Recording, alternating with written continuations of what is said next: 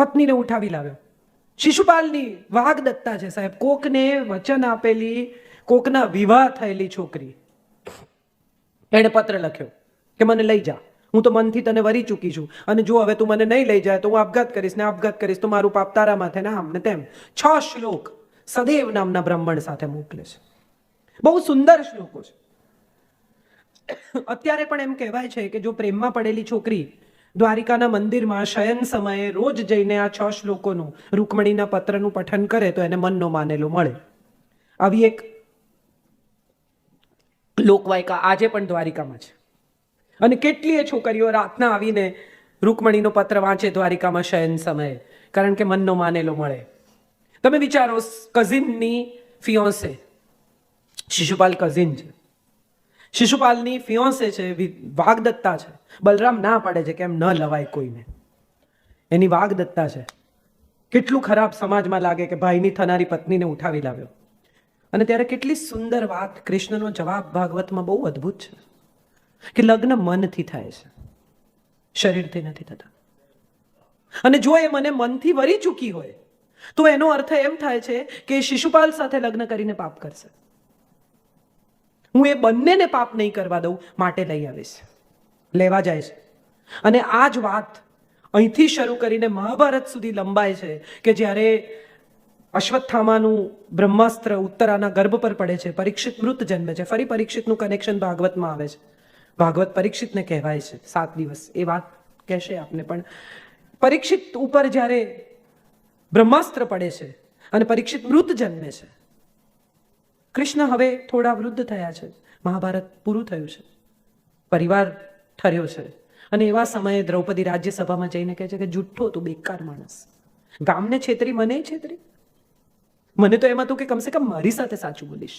તે મને વચન આપેલું કે મારું બાળક, મારું આજે પાંડવનું છેલ્લું સંતાન એ તો વંશ રાખશે, અને આ તો મૃત જન્મ્યું. જુઠ્ઠો, બહુ બેકાર માણસ તું. બધું સાંભળે છે. રાજ્યસભાની વચ્ચે દ્રૌપદીનો ક્રોધ, એનો આક્રોશ, એનું આક્રંદ, કૃષ્ણને જે કંઈ કહે છે તે બધું એ સાંભળે છે. ને પછી ઊભા થાય છે અને એની સાથે સૂતાગારમાં જાય છે, ડિલિવરી રૂમમાં, જ્યાં પુરુષ કદી ન જાય. ત્યાં જઈને હાથમાં પાણીની અંજલિ લે છે અને ફરી 6 શ્લોકો બોલે છે. આ 6 શ્લોક બહુ રસપ્રદ છે. પહેલો શ્લોક એમ કે છે કે મેં જો હંમેશા પાંડવોનું શ્રેય કર્યું હોય તો બાળક જીવતું થાય. મેં પાંડવોના શ્રેયમાં જગતનું શ્રેય જોયું હોય તો બાળક જીવતું થાય. મેં હંમેશા સુરાજ્યનું સ્વપ્ન જોયું હોય તો બાળક જીવતું થાય. મેં સ્વયં માટે કશું ન કર્યું હોય તો બાળક જીવતું થાય. અને છેલ્લું, મેં કદી સ્વાર્થથી કંઈ ન કર્યું હોય તો બાળક જીવતું થાય. ને છેલ્લો શ્લોક, છઠ્ઠો, કે મેં જીવનભર બ્રહ્મચર્યનું પાલન કર્યું હોય તો બાળક જીવતું થાય. પરીક્ષિત રડે છે. મૃત અનાઉન્સ થઈ ગયેલું બાળક રડે છે. બહુ સુંદર શ્લોક છે. કૃષ્ણ રૂકમણી દ્રૌપદીની સામે જુએ છે, એની આંખોમાં ફરિયાદ છે, ઉપાલંબ છે કે તું બાકી તો જવા દે. You did not believe me, forget about it, I don't want to talk to you.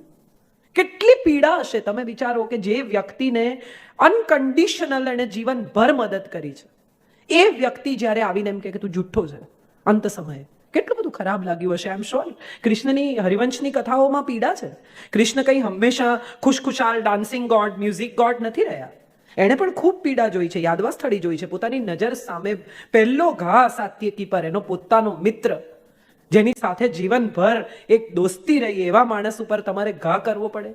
કેટલી પીડા, કેટલી પીડામાંથી પસાર થયા હશે. તો દુઃખી થઈને જતા રહે છે ત્યાંથી. અને એમના ગયા પછી સત્યભામા પૂછે છે કે આ બ્રહ્મચર્યનું શું કહી ગયા? હું સમજી નહીં. આટલી પત્નીઓ, આટલા પુત્રો, આટલા પ્રપૌત્રો, અને ત્યારે દ્રૌપદી આંખોમાં અશ્રુ સાથે જવાબ આપે છે કે કૃષ્ણના એક પણ લગ્ન સ્નેહ લગ્ન નથી, એના બધા દેહ લગ્નો છે. સ્નેહ તો ક્યાંક બીજે જ વસે છે. આ પીડા સાથે આખી જિંદગી જીવવું અને છતાં કમ્પ્લેન ન કરવી, એ કૃષ્ણ પાસેથી શીખવાનું છે. તમે કોકને અમસ્તાએ પૂછો ને કે કેમ છો, તો સવારે ઉલટી થઈ ત્યાંથી ચાલુ કરે. અરે ભાઈ, હું તમને કહું, મારી તો તબિયત એટલી બગડી ગઈ, મને તો આમ થયું, ગરમી, કોકને ગરમી બહુ. હમણાં તો કેટલા લોકોને હું જોઉં છું, ભગવાન ઉપાડી લે, બહુ ગરમી. અરે તો ઉપર ઠંડક છે એવું કોઈ પ્રોમિસ છે? આ ગરમી ઉપરથી જ આવે છે. ઉપર કદાચ વધારે હશે. સૂર્યની પત્ની સંજ્ઞા એના પોતાના પતિના તાપથી ભાગી છૂટે છે. અને પોતાની જ બેન છાયાને સોંપી જાય છે કે રાખો. અને એ છાયાને 3 સંતાનો થાય છે, યમ, યમુના અને શનિ.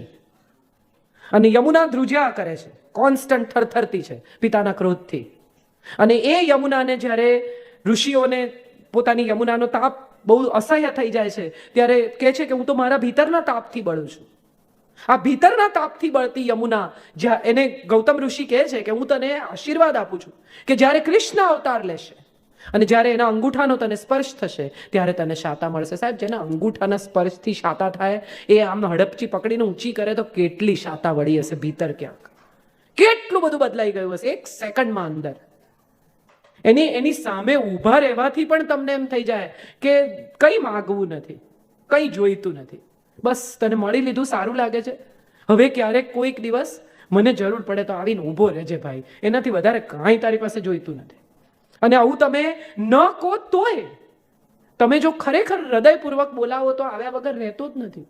એ નરસિંહ હોય તો પણ, એ મીરા હોય તો પણ, એ સૂરદાસ હોય તો પણ, એ રસખાન હોય તો. પઠાણ રોજ જંગલમાં જાય છે, એની સાથે એક નાનો છોકરો રમે છે સાહેબ, અને એ છોકરો માખણ ખાય ને મોરપીંછ પહેરે ને આવું એ આવીને કોકને કહે છે તો કે કૃષ્ણ હશે. અને રસખાન આવીને કહે છે કે એમ, તો ચલો ચલો તમને બતાવું. જ્યારે લોકોને બતાવવા જાય છે ત્યારે ત્યાં કૃષ્ણ નથી, ભીતર છે સાહેબ. બહાર બતાવવા ગયા તો મર્યા. જે ક્ષણે કૃષ્ણનું પ્રદર્શન કરવાનો પ્રયત્ન કર્યો એ ક્ષણે કૃષ્ણ વેનિશ. અનુભવો, સંવાદ કરો, ઝઘડો, રડો, ફટકારો, એને બધું કરો, પણ અંગત. તમારો કૃષ્ણ જુદો, એમનો જુદો, આમનો જુદો, આમનો જુદો, આમનો જુદો. દરેક ગોપીને મળે. કોઈ પણ ગોપીનો કૃષ્ણ બીજી ગોપી જેવો નથી. આ મજા છે. આ હું માનું છું ભાગવત શીખવે છે કે કોઈનો કૃષ્ણ બીજા જેવો નથી. તમારો ઈશ્વર તમારો પોતાનો છે, એનો ઈશ્વર એનો છે, આનો આ છે, આનો આ છે. ન પડો એમાં. કોઈના ઈશ્વર સાથે તમારા ઈશ્વરની સરખામણી ન કરો. એ હું માનું છું ભાગવત શીખવે છે. આપણે બધા બહુ સરખામણી કરીએ કે ઇસ્લામમાં આમ કીધું, ફલાણામાં આમ કીધું, ને આમાં આમ કીધું. કોણે કીધું? કોઈએ સાંભળ્યું છે? મેં નથી સાંભળ્યું. શાસ્ત્રોમાં આમ લખ્યું છે. કેટલા લોકોને મેં એવું કહેતા સાંભળ્યા છે, આવું શાસ્ત્રમાં લખ્યું. કયા શાસ્ત્રમાં? કાઢીને બતાવો, પાનું કહો. હું કહું ગોકર્ણ ગીતા 27માં પાને છે, 4થા સ્કંદનો 79 અને 80મો શ્લોક. 2 જ શ્લોકમાં ગોકર્ણ ગીતા કહે છે. એના પિતાને એમ કહે છે કે એ તમારો દીકરો છે અને તમારો દીકરો જો તમને ત્રાસ કરતો હોય તો મહેરબાની કરીને એને છોડો અને તમે તમારા આત્માનું કલ્યાણ કરો. આવું આજથી હજારો વર્ષ પહેલા ગોકર્ણ નામના માણસે ભાગવતના 4થા સ્કંદના 79 અને 80માં શ્લોકમાં કહ્યું છે કે સંતાન પણ જો નકામું હોય તો એને છોડી દેવામાં તમારા આત્માનું કલ્યાણ છે. હમણાં અહીંથી વૃદ્ધાશ્રમની વાત કરી વિજયભાઈએ. મારે તો એક એ પણ વાત કહેવી છે કે વૃદ્ધાશ્રમમાં રહેવું એ કોઈ બહુ દયનીય, અસહ્ય, બહુ પીડાદાયક પરિસ્થિતિ નથી. શેને માટે આપણે એને દયનીય, અસહ્ય પરિસ્થિતિનું સ્વરૂપ આપીએ છીએ? કોઈક વાર એવું થાય કે બધા જ સંતાનો વિદેશ રહેતા હોય અને માં અહીંયા એકલી રહેતી હોય, એને બદલે કોઈ સારા 5 સ્ટાર વૃદ્ધાશ્રમમાં રહેતી હોય તો એને એની ઉંમરના લોકોની કંપની મળે, એને ડોક્ટર મળે, એને 4 લોકો સાથે વાત કરવાની તક રહે. શું કામ આપણે એવું વિચારીએ છીએ કે વૃદ્ધાશ્રમ ખરાબ જ હોય, છોકરા કાઢી જ મૂકે? આવું કંઈ હોતું નથી. આ બધા મન સાથે જોડાયેલા વહેમો છે. મને એવું લાગે છે કે જેને જે ગમે ને એ પ્રમાણે જીવે એવી તક જો મળે તો માનવું કે સુખી છે. આ સાદો હિસાબ છે જિંદગીનો. તમને શું ગમે છે? તમને સંગીત સાંભળવું ગમે છે અને તમારી પાસે 4 મ્યુઝિકના કાર્યક્રમ છે મહિનાના અંતે? સાહેબ, તમે સુખી છો. તમને સારું ખાવાનું ભાવે છે, નવી રેસ્ટોરન્ટ ખુલી છે, તમારા 4 મિત્રો છે, તમને કહે છે ચાલો જઈએ, તમે જઈ શકો છો, ખાઈ શકો છો, પચી જાય છે. સાહેબ, તમે સુખી છો. સુખી હોવું હમણાં બહુ સરસ. એક દિવસ જુનાગઢ ગઈ હતી તો ભીખુદાનભાઈને મેં પૂછ્યું, મેં કીધું તમારા હિસાબે સુખ શું ભીખુદાનભાઈ? બહુ જબરદસ્ત વાત કરી. ભીખુદાનભાઈ જ્ઞાની, અત્યંત જ્ઞાની અને બહુ રસપ્રદ વ્યક્તિત્વ છે. બહુ સરસ વાત કરી ભીખુદાનભાઈએ કે તમારી પાછળ પોલીસ ન દોડતી હોય અને તમે ડોક્ટરની પાછળ ન દોડતા હો તો માનવું કે તમે સુખી છો. આનાથી વધારે સુખની કોઈ વ્યાખ્યા જ નથી. કોકના ફોન તમારે ન ઉપાડવાન, કોકના ઉપાડવાન, નંબરો બદલવાન, વળી કોક તમને મળી જાય તો કે અરે બાપરે આ ને મળ્યો એટલે પેલાને કહેશે તો પેલાને કહેશે લાવો ભાગો અહીંથી. આવું કંઈ ન કરવું પડે. તમે સૌને આનંદથી મળી શકો અને